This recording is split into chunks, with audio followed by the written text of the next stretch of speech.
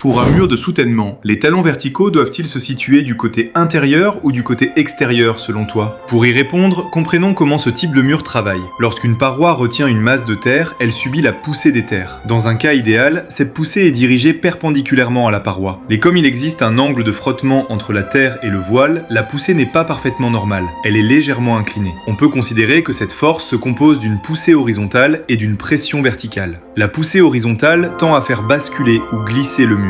La composante verticale, elle, agit vers le bas. Elle augmente la stabilité en empêchant le mur de se soulever et en renforçant le frottement à la base, ce qui limite le glissement. Plus cette composante verticale est importante, meilleure est la résistance au renversement et au glissement. Pour un mur de soutènement de type voile plus semelle, une fois le remblai mis en place, l'espace triangulaire entre le voile et le talon arrière est entièrement rempli de terre. Cette zone remblayée devient pratiquement une partie du mur lui-même. On peut alors considérer que le mur adopte une forme globale inclinée, appelée paroi fictive. La poussée des terres peut être assimilée à une force appliquée perpendiculairement à cette paroi fictive, toujours avec une légère inclinaison. Dans cette configuration, la composante horizontale de la poussée diminue, tandis que la composante verticale augmente. La présence de terre supplémentaire accroît aussi le poids propre de l'ensemble, ce qui améliore encore la résistance au renversement et au glissement. C'est pour ces raisons qu'un mur de ce type présente généralement un talon arrière plus long et un talon avant plus court. Le talon arrière étant plus sollicité, doit offrir un bras de levier suffisamment important pour résister au moment fléchissant à la base. Ajouter une plaque inclinée côté remblai revient à renforcer ce talon arrière et rend la rupture par rotation beaucoup moins probable. Ainsi, sur un mur à talon incliné, la plaque inclinée doit toujours se trouver du côté remblayé. Cette disposition correspond mieux au fonctionnement mécanique du mur et permet d'obtenir une face extérieure plane, esthétique et sans gêne pour la circulation. Les plans n'étaient donc pas inversés.